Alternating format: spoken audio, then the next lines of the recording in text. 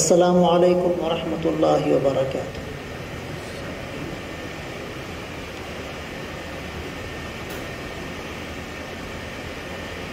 الحمد للہ نحمده ونستعینه ونستغفره ونؤمن به ونتوکل علیہ ونعوذ باللہ من شرور انفسنا ومن سیئات اعمالنا من يهده الله فلا مضل له ومن يضلل فلا هادي له وأشهد أن لا إله إلا الله وحده لا شريك له وأشهد أن سيدنا ونبينا ومولانا محمدا عبده ورسوله أما بعد فأعوذ بالله من الشيطان الرجيم بسم الله الرحمن الرحيم أَمَّنْ هُوَ قَانِتٌ آنَاءَ اللَّيْلِ سَاجِدًا وَقَائِمًا يَحْذَرُ الْآخِرَةَ وَيَرْجُو رَحْمَةَ رَبِّهِ قُلْ هَلْ يَسْتَوِي الَّذِينَ يَعْلَمُونَ وَالَّذِينَ لَا يَعْلَمُونَ إِنَّمَا يَتَذَكَّرُ أُولُو الْأَلْبَابِ وقال رسول الله صلى الله عليه وسلم من يرد الله به خيرا يفقهه في الدين وقال رسول الله صلى الله عليه وسلم خيركم من تعلم القرآن وعلمه وقال رسول الله صلى الله عليه وسلم لا حسد إلا في اثنين رجل آتاه الله مالا فسلطه على هلكته في الحق ورجل آتاه الله الحكمة وهو يقضي بها ويعلمها أو كما قال عليه الصلاة والسلام۔ جلد ہی تشریف لانے والے صدر محترم، معزز علماء کرام، باہر سے تشریف لانے والے موقر مہمانان اعظام،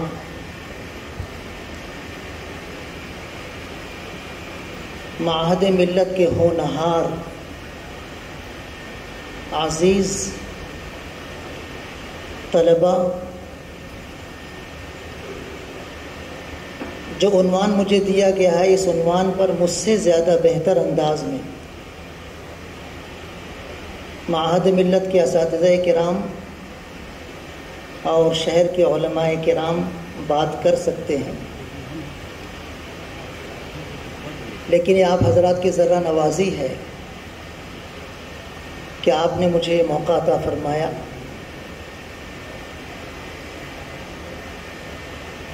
میرے عنوان کی دو اجزاء ہیں، طالبان علوم نبوت کا مقام و مرتبہ، دوسرا عنوان، دوسرا جز ہے اور ان کی ذمہ داریاں۔ طالبان علوم نبوت سے اگر اصطلاحی طلبہ مراد دیے جائیں جو مدارس میں زیر تعلیم ہیں تو ان کا مقام بھی بہت بلند ہے، اور تھوڑا سا اس دائرے کو وسیع کیا جائے اور طالبان علوم نبوت میں صرف زیر تعلیم طلبہ ہی مراد نہ ہوں بلکہ اساتذہ کرام بھی اس دائرے میں شامل ہو جائیں تو ان کا مقام و مرتبہ بھی بہت بلند اور بہت ہی اونچا ہے۔ جہاں تک زیر تعلیم ہمارے عزیز طلباء کے مقام و مرتبے کی بات ہے تو اس سے بڑھ کر اور کیا ان کی عظمت ہو سکتی ہے، ان کا مقام اور اس سے بلند کیا ہو سکتا ہے کہ رسول اکرم صلی اللہ علیہ وسلم نے ان کو خیریت کا خطاب دیا ہے۔ اس سے بڑھ کر اور کیا مقام ہو سکتا ہے طالبان علوم نبوت کا کہ رسول اکرم صلی اللہ علیہ وسلم کے زمانے میں جو علم دین حاصل کرنے والے ممتاز اور غیر ممتاز طلباء تھے، سب کے لیے رسول اکرم صلی اللہ علیہ وسلم کی دلچسپیاں، توجہات آج ہمارے کسی بھی ادارے کے محتمم، کسی بھی ادارے کے صدر مدرس، کسی بھی ادارے کے سرپرست، کسی بھی ادارے کے ٹرسٹ سے کہیں زیادہ ہے۔ تصور کیجئے ایک ایسا غیر مستطیع طالب علم جس کو 2 وقت کھانا نصیب نہیں ہوتا تھا، فاقے پر فاقہ ہوتا تھا، وہ کہہ رہا ہے کہ اللہ کے رسول میں آپ کی حدیثیں بہت سنتا ہوں آپ کی زبان مبارک سے، لیکن بھول جاتا ہوں، کیا کروں؟ آپ نے خصوصی دلچسپی لی، خصوصی توجہ دی اور فرمایا اپنی چادر پھیلاؤ۔ چادر پھیلا دی، آپ نے ایسے اشارہ کیا، کچھ دونوں ہاتھ کا ظرف بنا کر کہا سمیٹ لو، اپنے سینے سے سمیٹ لیا۔ اس کے بعد سے پھر کبھی کوئی بات وہ بھولے نہیں۔ یہی غیر مستطیع طالب علم بھوک کی شدت سے مجبور ہو کر کسی صاحب خیر کی آمد کے منتظر تھے، اتنے میں حضرت ابوبکر صدیق رضی اللہ تعالیٰ عنہ تشریف لائے۔ یہ بڑی امید لے کر ان کے سامنے حاضر ہوئے اور قرآن کریم کی ایک آیت کا مطلب پوچھا۔ حالانکہ اس کا مطلب وہ جانتے تھے، لیکن مقصد صرف یہ تھا کہ وہ کچھ ان کی حالت زار پر توجہ دیں اور اپنے گھر لے جا کر کچھ کھلا پلا دیں۔ کئی وقت کا فاقہ تھا، کھڑا ہونا بھی مشکل تھا۔ حضرت ابوبکر صدیق رضی اللہ تعالیٰ عنہ بظاہر بڑے فیاض تھے، ان کی فیاضی سے متاثر ہو کر رسول اکرم صلی اللہ علیہ وسلم نے ارشاد فرمایا تھا کہ جتنے بھی لوگوں نے مجھ پر احسان کیا ہے، ہر ایک کے احسان کا بدلہ میں چکا چکا ہوں، لیکن ابوبکر کے احسانات کا بدلہ میں نے چکایا نہیں، اللہ ہی اس کے احسانات کا بدلہ عطا فرمائے۔ اتنے فیاض، لیکن اتفاق ایسا کہ اس وقت اس غیر مستطیع طالب علم کی اس حالت پر توجہ نہیں گئی، قرآن کریم کی اس آیت کا مطلب بتا دی اور آگے بڑھ گئے۔ حضرت ابو ہریرہ رضی اللہ تعالیٰ پریشان ہو گئے، کیا کریں؟ تھوڑی دیر کے بعد حضرت عمر رضی اللہ تعالیٰ آتے ہوئے نظر آئے، ہمت کر کے ان کے سامنے قرآن کریم کی ایک آیت کا مطلب پوچھا۔ مقصد یہی تھا کہ وہ ان کی طرف متوجہ ہو کر کچھ مادی ضرورت کی تکمیل کر دیں گے، لیکن وہ بھی اتفاق سے اس طرف متوجہ نہیں ہو سکے اور اس آیت کا مطلب بتا کر آگے بڑھ گئے۔ محتمم ہو تو ایسا، ٹرسٹی ہو تو ایسا، صدر مدرس ہو تو ایسا، مدرسے کا سرپرست ہو تو ایسا، مدرسے کی طرف توجہ دینے والے مخیرین ہوں تو ایسے۔ رسول اکرم صلی اللہ علیہ وسلم جیسے ہی تشریف فرما ہوئے، حضرت ابو ہریرہ رضی اللہ تعالیٰ عنہ آگے بڑھ کر ان کے سامنے قرآن کریم کی ایک آیت کا مطلب پوچھا۔ آپ سمجھ گئے، حالت زار دیکھ کر کہا چلو چلو۔ گھر پر تشریف لائے، گھر والوں سے کہا کچھ ہے کھانے کے لیے؟ کہا ایک دودھ کا پیالہ ہے۔ حضرت ابو ہریرہ رضی اللہ عنہ باغ ہو گئے، کچھ میں پی لوں گا، کچھ حضور اکرم صلی اللہ علیہ وسلم نوش فرما لیں گے، ضرورت پوری ہو جائے گی، مطمئن ہو گئے۔ لیکن رسول اکرم صلی اللہ علیہ وسلم کو صرف اسی ایک طالب علم کی فکر نہیں تھی۔ صفہ پر رہنے والے 60، 65، 70 کے آس پاس جو غیر مستطیع طلبہ رہا کرتے تھے، جن کا نہ کوئی گھر، نہ کوئی دار، نہ کوئی باپ، نہ کوئی بال، نہ بچے، کچھ بھی نہیں، وہیں رہا کرتے تھے۔ حضرت ابو ہریرہ رضی اللہ تعالیٰ عنہ سے ارشاد فرمائے، جاؤ صفہ پر تمہارے ساتھی جتنے ہیں سب کو بلا لاؤ۔ اب حضرت ابو ہریرہ رضی اللہ عنہ متفکر ہو گئے کہ ایک پیالہ دودھ کا اتنے سارے لوگوں کو بلایا جا رہا ہے، ظاہر بات ہے آئیں گے تو مجھے کو کہا جائے گا پلاؤ، ایک ایک گھونٹ بھی شاید نصیب نہ ہو سکے، لیکن حکم کی تعمیل ضروری تھی۔ گئے، سب کو بلا لائے، سب اجازت لے کر سلام کر کر آتے رہے، ترتیب سے بیٹھتے رہے۔ رسول اکرم صلی اللہ علیہ وسلم نے حضرت ابو ہریرہ رضی اللہ تعالیٰ عنہ سے ارشاد فرمایا، سیدھی جانب سے شروع کرو اور سب اللہ کا نام لے کر پینا شروع کرو۔ یہ طالبان علوم نبوت اللہ کا نام لے کر دودھ پینا شروع کیے، ایک کے بعد دوسرے، دوسرے کے بعد تیسرے، تیسرے کے بعد چوتھے، پیتے رہے۔ تمام طلبہ عظام سیراب ہو گئے، آخر میں حضرت ابو ہریرہ رضی اللہ تعالیٰ رہ گئے۔ اللہ کے لاڈلے حبیب صلی اللہ علیہ وسلم نے ارشاد فرمایا ابو ہریرہ تم پیو۔ وہ تو منتظر تھے ہی، پیالہ لیے، خوب سیر ہو کر پیے، پیالہ واپس کر دیے۔ آپ نے ارشاد فرمایا اور پیو، پھر پیالہ لیے اور پیے، پیالہ واپس کیے، کہا اور پیو، پھر پیالہ لیے، پھر پیے، واپس کیا، اپنے کہا اور پیو، کہا بس اب نہیں پی سکتا۔ تب ان طلبہ کا جھوٹا دودھ مدرسے کے محتمم صاحب نے پیا ہے۔ یہ مقام و مرتبہ ہے طالبان علوم نبوت کا۔ شاید ہم کو یہ واقعہ ہضم نہ ہو سکے، لیکن حقیقت ہے۔ طلباء کی قدر اتنی اونچی ہے، اتنی عظیم ہے کہ ہمارے خود کے بچے ان کے مقابلے میں اتنی شفقت کے مستحق نہیں ہیں جتنے یہ طلباء ہماری شفقت اور محبت کے مستحق۔ یقین جانیں، ہم جتنی محبت سے، جتنی چاہت سے، جتنی توجہ سے اپنے خود کے بچوں کی تمام ضروریات پوری کرتے ہیں، ان سے کہیں زیادہ ان طلباء کی ضروریات پورا کرنا ہماری ذمہ داری ہے۔ یہ طلباء اپنے گھر بار کو چھوڑ کر یہاں تشریف لاتے ہیں، ان کا مقام و مرتبہ ہمیں معلوم ہونا چاہیے۔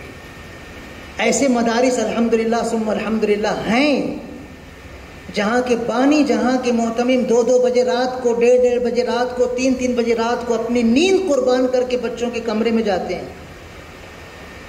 کوئی بچہ پیٹ کے درد میں پریشان ہوگا، سر کے درد میں پریشان ہوگا، ماں باپ یاد آ رہے ہوں گے، رو رہا ہوگا، ان بچوں کے دکھ درد میں شریک ہو کر ان کے غموں کا مداوع کرتے ہیں۔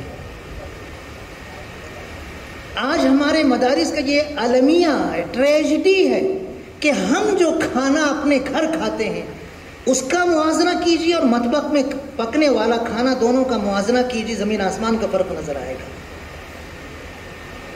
کیوں آخر یہ؟ اس کا مطلب یہ ہوا کہ ہماری نگاہوں میں ان بچوں کا کوئی مقام نہیں، ان طلباء کو کوئی مرتبہ ہم جانتے نہیں ہیں، طالبان علوم نبوت کا مقام ہم کو معلوم نہیں ہے۔ اگر معلوم ہوتا تو مطبخ کا کھانا ہمارے گھر کے کھانے سے کہیں زیادہ اچھا ہونا چاہیے تھا، لیکن کسی بھی ادارے میں چلے جائیے آپ تو ہمارے گھر کا خود کا کھانا اور مطبخ کا کھانا، دونوں میں زمین آسمان کا فرق نظر آئے گا۔ مطبخ کے سالن سے وضو کرنا بھی جائز ہے ناجائز ہے، طلبہ آپس میں بحث کرتے ہیں، دلائل دیتے ہیں، اس سالن سے وضو کرنا جائز ہے کہ نہیں؟ پھیکی پھیکی دال پکی ہوئی ہے مطبخ میں، اتر نہیں رہی حلق سے، کسی طالب علم نے دیوار پر کوئلے سے شعر لکھ دیا، کوئی موتی کے ہو صدقے، کوئی ہو لال کے صدقے، ہم اپنی پتلی پتلی بن بگھاری دال کے صدقے۔ محتمم صاحب جب اس شعر کو دیکھے محظوظ ہوئے، کہنے لگے بھائی یہ غلطی ہو گئی، دال میں مرچ ڈال دیے جائے، تھوڑا مسالہ ڈال دیا جائے، طالبان علوم نبوت کی ضیافت ہم سے کم ہو رہی ہے۔ اللہ کے رسول صلی اللہ علیہ وسلم کی اس اسوہ حسنہ سے ہمیں سبق لینا چاہیے۔ ان طلبہ کا مقام معمولی نہیں ہے، ان کا مقام بہت عرفہ و اعلیٰ ہے۔ مدینہ منورہ میں پہلا دن تھا میرا داخلے کا، ابھی صرف میں کیمپس میں آیا ہوں، نہ میرا نام کلاس میں گیا ہے، نہ میرے نام کے کاغذات آفسوں میں گئے ہیں۔ پہلا دن ہے مطعم، مدرسے کا جو مطبخ ہے۔ ساتھی کہنے لگے آؤ پہلے کھانا کھا لو اور اس کے بعد پھر تھوڑا آرام کر لو، عصر کی نماز ہم مسجد نبوی میں پڑھیں گے، روضہ اطہر پر سلام پیش کریں گے، مغرب اور عشاء کی نماز پڑھنے کے بعد واپس آئیں گے۔ مطعم میں جب میں گیا ہوں مجھے یقین نہیں آ رہا تھا کہ یہ طلباء کے لیے انتظام ہے یا مہمانان کے لیے خصوصی انتظام ہے۔ سالن کی کئی ویرائٹی تھی طلباء کے لیے، روٹیاں کئی قسم کی تھی، چاول تھا، پھل فروٹ تھے، اور پھر فرائی کیا ہوا روسٹڈ وہ گوشت الگ تھا۔ طلباء کے لیے نظم، میں تو دنگ رہ گیا تب یہ چاہتی تھی اڑ کر پھر سے میں ہندوستان پہنچ جاؤں اور بتاؤں کہ دیکھو مطبخ میں ایسا بھی کھلایا جاتا ہے۔ طالبان علوم نبوت ہی کے لیے چندہ دیا جاتا ہے، انہیں کے لیے سرمایہ فراہم ہوتا ہے۔ اگر ان پر ہم خرچ نہ کریں تو اس کا مطلب یہ ہے کہ ہم ان کے مرتبہ و مقام کا عرفان نہیں جانتے، مقام نہیں جانتے۔ یہ بہت بڑی کوتاہی ہے۔ میں تو چاہتا تھا کہ اس کانفرنس میں جیسے مجھے عنوان دیا گیا ہے طالبان علوم نبوت کے مقام و مرتبہ اور ان کی ذمہ داری کا، ایسے ہی ذمہ داروں کا مقام و مرتبہ، ٹرسٹیان اور مخیرین کا مقام و مرتبہ جو مدارس چلا رہے ہیں ماشاءاللہ، اور ان کی جو ذمہ داری ہے، اس عنوان پر بھی کچھ بولنے کا موقع ملتا، لیکن یہ عنوان نہیں ہے۔ میں نے لسٹ دیکھی، عنوان مجھے نظر نہیں آیا۔ کاش وہ بھی کوئی نشست منعقد کی جائے جب مخیرین حضرات اور ذمہ داران حضرات اور ٹرسٹیان کرام تشریف فرما ہے، اور ان کے مقام و مرتبے کو بھی ہم بیان کریں، جو ایک حدیث کے حوالے سے میں نے آپ کے سامنے پیش بھی کیا ہے، اور پھر ان کی ذمہ داریاں بھی ان کو بتائی۔ عزیز طلبہ، آپ کا مقام بہت اونچا ہے، آپ احساس کمتری کا شکار قطعاً مت ہوئیے گا۔ آپ اس وقت جس طرح بھی زندگی گزار رہے ہیں گزار لیجئے، جس طرح بھی زندگی گزار رہے ہیں گزار لیجئے۔ آپ اپنے مرتبے کی بلندی کو اچھی طرح نگاہوں میں رکھ کر اپنے آپ کو سنوارنے کی کوشش کیجیے۔ کسی MBBS طالب علم، کسی MD اور MS ڈگری حاصل کرنے والے طالب علم یا کسی اور اونچی ڈگری حاصل کرنے والے طالب علم سے آپ کا مقام کسی بھی درجے میں کم نہیں ہے، کہیں زیادہ آپ کا مقام بلند ہے۔ میں عصری تعلیم کی اہمیت کا منکر نہیں ہوں، میں تو اتنا زیادہ حامی ہوں کہ لوگ کہتے ہیں کہ یہ حضرت مولوی نہیں ہے، ان کو تو پروفیسر ہونا چاہیے تھا۔ میں عصری تعلیم کا منکر نہیں ہوں، لیکن اپنے مدارس عربیہ اور مدارس دینیہ کے جو طلبہ ہیں ان سے میں ببانگ دہل کہتا ہوں کہ آپ کا مقام ان سے کہیں زیادہ اونچا ہے۔ آپ اپنے مقام بلند کو سامنے رکھ کر اپنی ذمہ داری محسوس کریں اور اس ذمہ داری کے مطابق اپنی زندگی یہاں گزاریں۔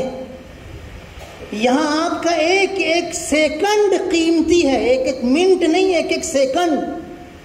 آپ یہاں علم حاصل کرنے کے لیے آئے، آپ یہاں کھانا کھانے نہیں آئے۔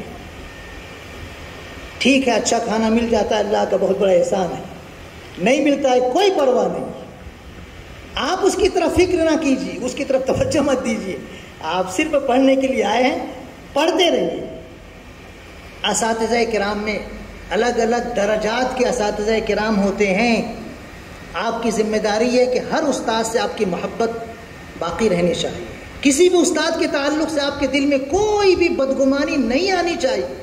اگر کوئی استاد بہت شاندار انداز میں تدریس کا فریضہ انجام دیتے ہیں اور کوئی استاد درمیانی درجے کے ہیں مدرس، تو دونوں کا موازنہ کر کے ان کی محبت میں کمی نہیں ہونی چاہیے جو متوسط درجے کے ہیں۔ استاد استاد ہوتے ہیں، استاری ہے۔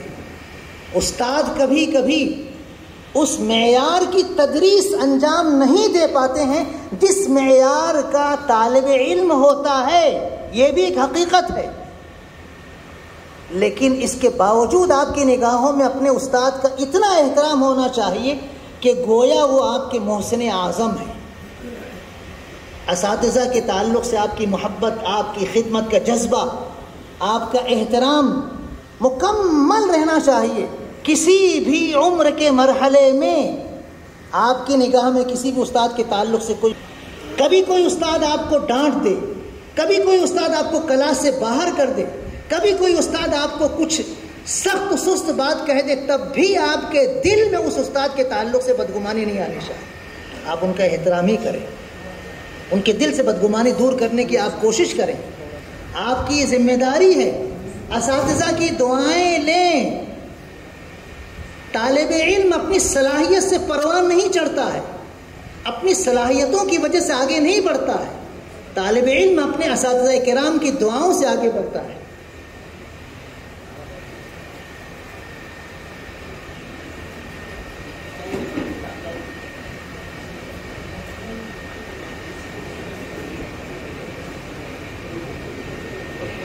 باقی حضرات اپنی جگہ پر بیٹھ جائیں۔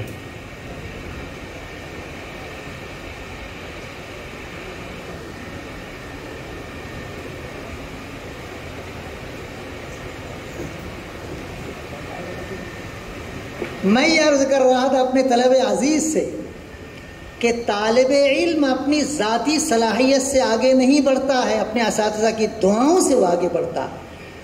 اور اساتذہ کی دعائیں کیسے آپ حاصل کریں گے؟ ان کی خدمت کر کے، ان کا احترام کر کے، ان کے دلوں میں اپنی جگہ بنا کر کے۔ علی گڑھ مسلم یونیورسٹی میں ایک انگریز پروفیسر اپنے روم میں روزانہ جب آتے تھے تو جوتا ان کا صاف ستھرا نہیں رہتا تھا، سو جاتے تھے، جب سو کر اٹھتے تھے تو کوئی پالش کر جاتا تھا، جوتے کی پالش۔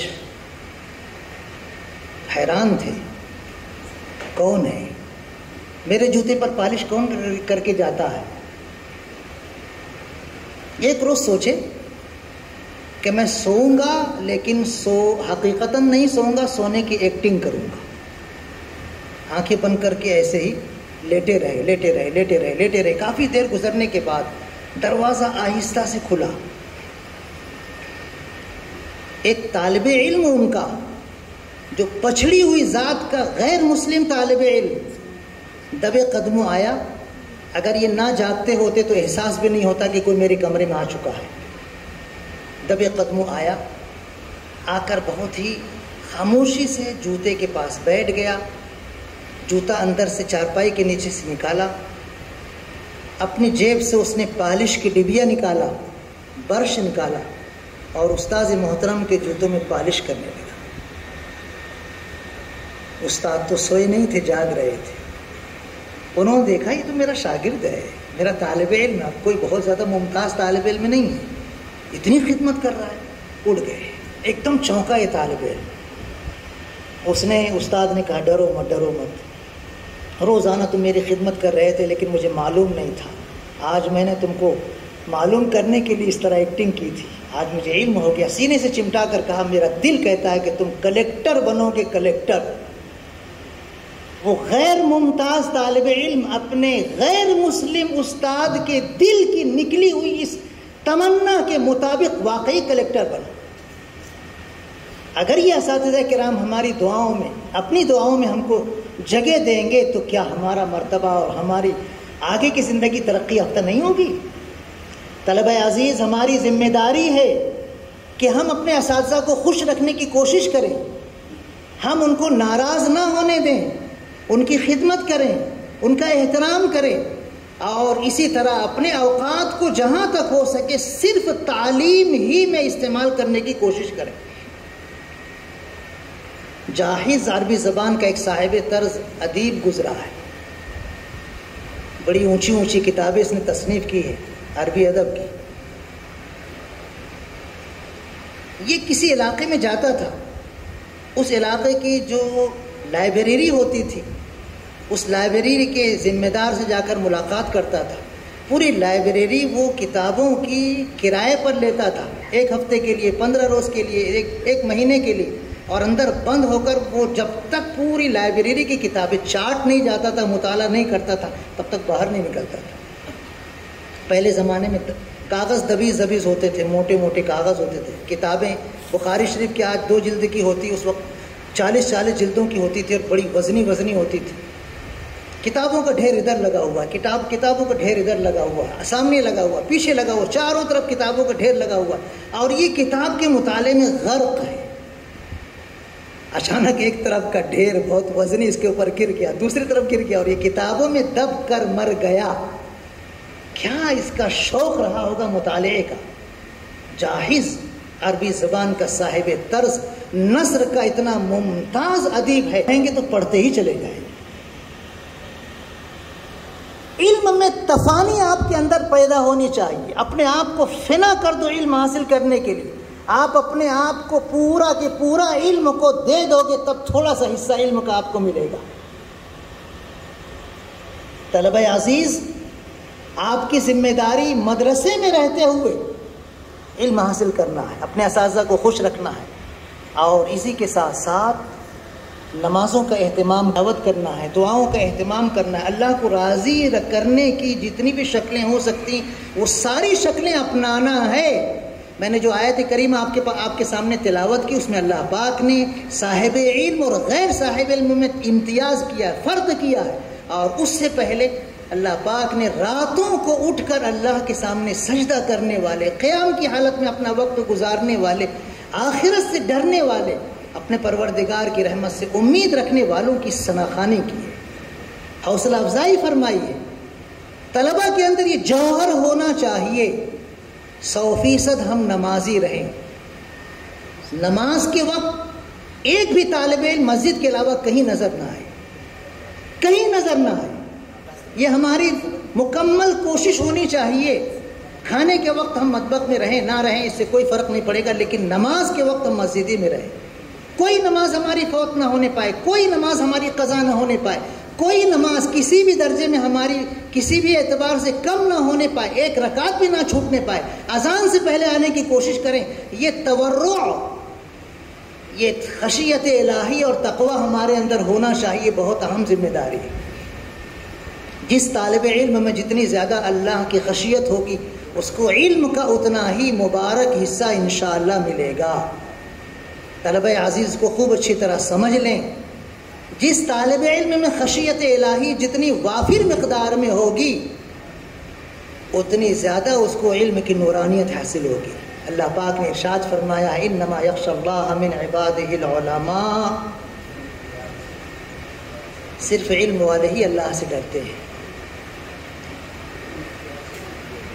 ہمارے طلبہ عزیز جب تک مدرسے کے زیر نگرانی تعلیم حاصل کرتے رہیں، ان کی ذمہ داریوں کا دائرہ محدود رہے گا، لیکن جب یہ علم کے زیور سے آراستہ ہو کر، فارغ ہو کر میدان عمل میں جائیں گے تو ان کی ذمہ داریوں کا بوجھ وزنی ہو جائے گا۔ پھر آپ طالب علم نہیں ہیں، اصطلاحی طالب علم جو ابھی اس وقت ہیں، آپ کی زلات اور آپ کی لغزشوں کو یہ کہہ کر ٹال دیا جائے گا طالب علم ہے، اسٹوڈنٹس ہے، لیکن جب آپ فارغ ہو کر میدان عمل میں جائیں گے تو پھر آپ وہ اصطلاحی طالب علم نہیں ہیں۔ حقیقتاً تو مرتے دم تک مسلمان طالب علم ہی رہتا ہے، لیکن اصطلاحی طالب علم نہیں رہیں گے تو آپ کو چاہیے کہ پھر اس وقت اور زیادہ آپ کو ذمہ داری محسوس کر کے کام کرنا ہے۔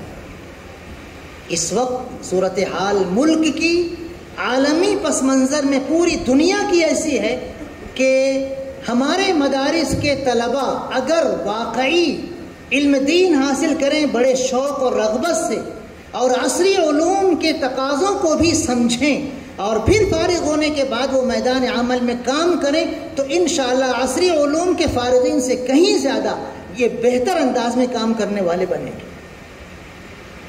مالدیپ کے صدر، مالدیپ ایک چھوٹا سا ملک ہے، جزیرہ، مالدیپ کے صدر مدینہ منورہ آئے تو جتنے بھی مالدیپ کے طلبہ تھے وہ کہنے لگے ہم اپنے صدر سے ملنے جا رہے ہیں۔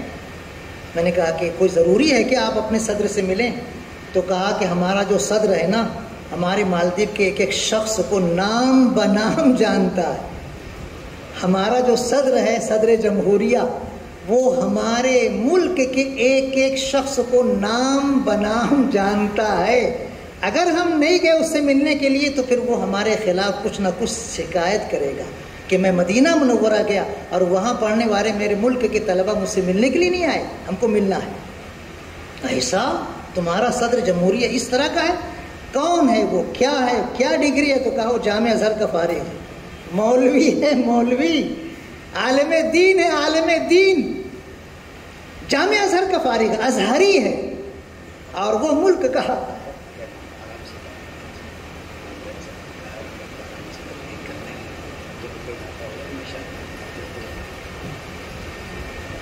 بہت بہت شکریہ، جزاکم اللہ، بارک اللہ فیکم، حفظکم اللہ ورعاکم۔ ہمارے ناظمین جلسہ نے کچھ عنایت فرمائی اور وقت میں اضافہ فرما دیا، تو میں اپنے طلبہ عزیز سے کہہ رہا ہوں کہ آپ کی ذمہ داریاں معمولی نہیں ہیں۔ ہاں، یہاں چہار دیواری میں مدرسے کی آپ بہت تھوڑے سے ذمہ داریوں کے اہل ہیں، ذمہ داریوں آپ کے کاندھے پر چھوٹی چھوٹی ذمہ داریاں ہیں، لیکن یہاں سے فارغ ہونے کے بعد پھر آپ کی ذمہ داریاں بہت بوجھل ہو جائیں گی. آپ پر ایک پورے گھر کی ذمہ داری بھی رہے گی، پوری ملت کی بھی ذمہ داری ہوگی. مدینہ منورہ کے ایک طالب علم بالکل پہلے بالکل فارغ ہونے والے ہمارے ہندوستان ملک کے، جب وہ فارغ ہو کر یہاں آنے لگے تو وہاں کے جو ذمہ دار تھے وہ کہنے لگے کہ آپ اپنے ملک نہ جائیں، آپ کام کریں دعوت کا، دین کی دعوت کا، اللہ کے دین کی ترویج و اشاعت کا. تو انہوں نے کہا کہ نہیں، میری والدہ کو میری خدمت کی زیادہ ضرورت ہے، میں گھر جاؤں گا. جامعہ کے جو ذمہ دار تھے وہ کہنے لگے کہ آپ کے کچھ بھائی بھی ہیں؟ بولے ہاں اور بھی بھائی ہیں. تو کہا خلی ہم یخدمون الام وانت تخدم الامہ، یہ جملہ تھا ان کا. خلی اخوانک یخدمون الام وانت تخدم الامہ. طالب علم جب فارغ ہوتا ہے تو وہ امت کی پوری ذمہ داری اپنے کاندھوں پر محسوس کرتا ہے. آپ چاہے معاش کے لیے تجارت کی لائن میں جائیں، چاہے عصر علوم میں آگے بڑھنے کے لیے کالجوں اور یونیورسٹیوں میں جائیں، چاہے آپ کسی اور شعبۂ زندگی کو اپنائیں، لیکن بہرحال آپ عالم دین رہیں گے، حافظ قرآن رہیں گے، قاری قرآن رہیں گے. یہ حیثیت آپ کی بالکل ممتاز رہے گی. اس حیثیت کے مطابق آپ کو امت کی خدمت کرنا ہے، امت کی رہنمائی کرنا ہے. آپ کی صلاحیتوں سے امت کو فیض حاصل ہونا چاہیے. مدرسے کے طلبہ میں جانتا ہوں اتنے باصلاحیت ہوتے ہیں الحمدللہ ثم الحمدللہ کہ آج نہ جانے کتنے قاسمی، نہ جانے کتنے ندوی، نہ جانے کتنے مظاہری اور نہ جانے کتنے بڑے بڑے مدارس کے فارغ التحصیل علماء ایم ڈی ڈاکٹر بھی ہیں، بھی ہیں. ہمارے شہر میں تو آپ جانتے ہیں، دوسرے علاقوں میں بھی الحمدللہ ثم الحمدللہ مدارس دینیہ کے فارغ التحصیل علماء سیاسی اعتبار سے، سماجی اعتبار سے، بزنس اور تجارت کے اعتبار سے اتنے آگے بڑھے ہوئے ہیں کہ جب ان کا تعارف ہوتا ہے کہ یہ دارالعلوم دیوبند کے فاضل ہیں اور یہ فلاں مدرسے کے فاضل ہیں اور یہ ندوہ کے فاضل ہیں اور یہ فلاں ہیں، یقین نہیں آتا. ہمارے ساتھ دارالعلوم میں پڑھنے والے دور حدیث کے ساتھی آج وہ اپنے اپنے علاقے میں پورے صوبے کی سب سے مقتدر شخصیت بن گئے ہیں. پورے صوبے کے ان کی طرف نگاہ اڑتی ہے. یہ مقام و مرتبہ آپ کا انتظار کر رہا ہے. آپ اپنی صلاحیتوں کے ذریعے مدارس کو بھی فیض پہنچائیے اور عصری علوم کی درسگاہوں کو بھی فیض پہنچائیے. اور جو ارتداد اور جو کفر شرک کا ایک طوفان امڑ آیا ہے اس کا مقابلہ بھی کیجیے. حضور اکرم صلی اللہ علیہ وسلم کی پیشین گوئی ہے. اس پیشین گوئی کی روشنی میں ہم مایوس نہیں ہیں کہ قیامت تک ایک طائفہ، ایک امت کا ایسا ممتاز گروہ باقی رہے گا جو ہر فتنے کا مقابلہ کرے گا. وہ صلاحیت آپ کے اندر پیدا ہونی چاہیے، وہ ذمہ داری آپ کو نبھانی ہے. آپ پوری صلاحیت کے ساتھ، پوری ذمہ داری کے ساتھ، پوری سنجیدگی کے ساتھ یہاں اپنے اساتذہ کے زیر نگرانی تعلیم بھی حاصل کریں، تربیت بھی حاصل کریں اور آگے بڑھنے کے بعد ان کی مکمل رہنمائی بھی حاصل کرتے رہیں. اور زندگی کے میدان عمل میں آپ کی ذات سے امت ہی نہیں پورے ملک کو فائدہ ہونا چاہیے. یہ ناممکن نہیں ہے. حضرت مغیرہ ابن شعبہ رضی اللہ تعالیٰ عنہ ڈاکو تھے. ڈاکو اسم بامسمہ تھے. رسول اکرم صلی اللہ علیہ وسلم جب صلح حدیبیہ کے خطوط لکھوا رہے تھے تو یہ تلوار لے کر دشمنان اسلام کی طرف سے نمائندہ بن کر آنے والے کی گستاخیوں کا جواب عملی شکل میں دے رہے تھے. یہی مغیرہ ابن شعبہ رضی اللہ تعالی عنہ ہیں. حضرت عمر رضی اللہ تعالی عنہ کے زمانے خلافت میں ان کے خلاف کچھ مقدمات بھی عوام کی طرف سے پیش کیے گئے. اللہ نے ذہانت دی تھی وہ ان مقدمات سے ایسے بری ہو گئے کہ حضرت عمر رضی اللہ تعالیٰ نے دوبارہ ان کو اسی عہدے پر بحال فرما دیا اور آنے والوں کو سزا دی۔ یہ حضرت مغیرہ ابن شعبہ رضی اللہ عنہ ماضی میں کیا تھے اور رسول اکرم صلی اللہ علیہ وسلم کی تربیت سے وہ کیا سے کیا ہو گئے۔ آپ تو ماشاءاللہ ماضی میں بھی صاف ستھرے ہیں، ابھی بھی صاف ستھرے ہیں، آئندہ بھی انشاءاللہ صاف ستھرے رہیں گے۔ یہ جو معاشرتی دھبے ہیں، جو اخلاقی خرابیوں کے بہت ہی خراب آثار ہیں، یہ آپ کے دامن پر نہیں ہے ماشاءاللہ۔ آپ اجلے اجلے ظاہری اعتبار سے بھی ہیں اور باطنی اعتبار سے بھی آپ اجلے اجلے ہیں۔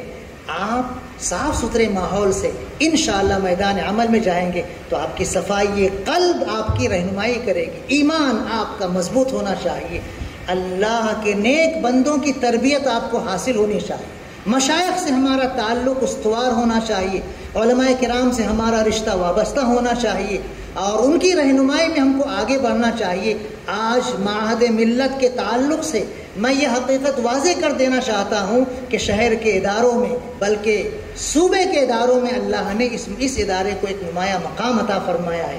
اللہ اس مقام کو اور زیادہ نمایاں فرمائے، اور زیادہ اللہ پاک اس کو بلندی عطا فرمائے۔ قابل رشک ہیں وہ لوگ جو اس ادارے کو قائم کرنے والے ہیں، قابل رشک ہیں وہ شخصیتیں جو اس ادارے کو آج تک آگے بڑھانے کے لیے کوشاں ہیں، قابل رشک ہیں وہ ہمارے ساتھی جو اس ادارے کے لیے، اس کی ترقی کے لیے شب و روز ایک کر دیے ہیں۔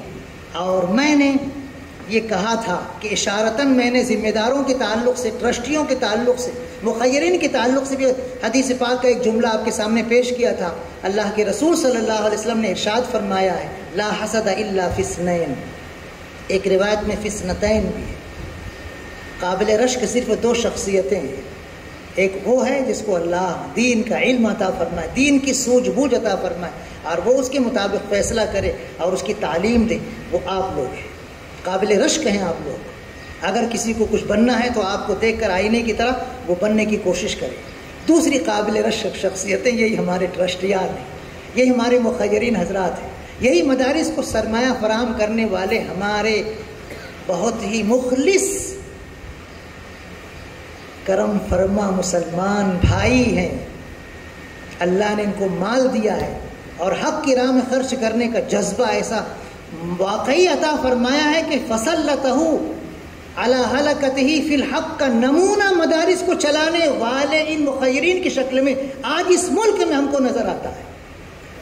افریقہ کے مدرسے کے ایک ناظم یہاں آئے تھے، وہ کہنے لگے ہماری تنخواہ انڈین روپے کے اعتبار سے 60,000 روپے سے بھی زیادہ ہے، 60,000 روپے سے بھی زیادہ ہے۔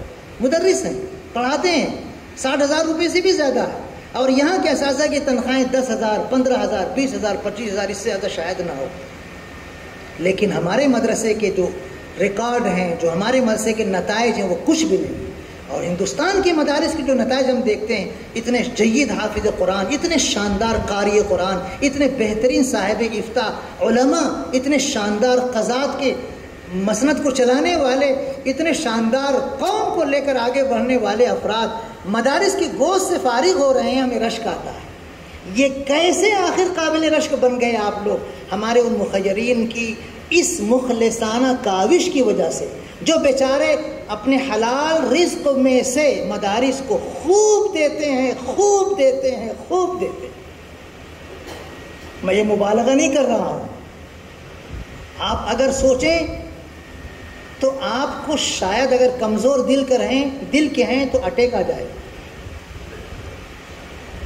حضرت مولانا ابو الحسن علی میاں ندوی رحمۃ اللہ علیہ حیرت زدہ ہو گئے جب حکومت وقت نے یہ رپورٹ وائرل کی اور عام کیا کہ ہندوستان کے مسلمان غریب ہونے کے باوجود، معاشی اعتبار سے پسماندہ ہونے کے باوجود، جتنا دین کے عنوان پر خرچ کر رہے ہیں، پوری دنیا کی کوئی قوم اپنے مذہب کے عنوان پر اتنا خرچ نہیں کر رہے۔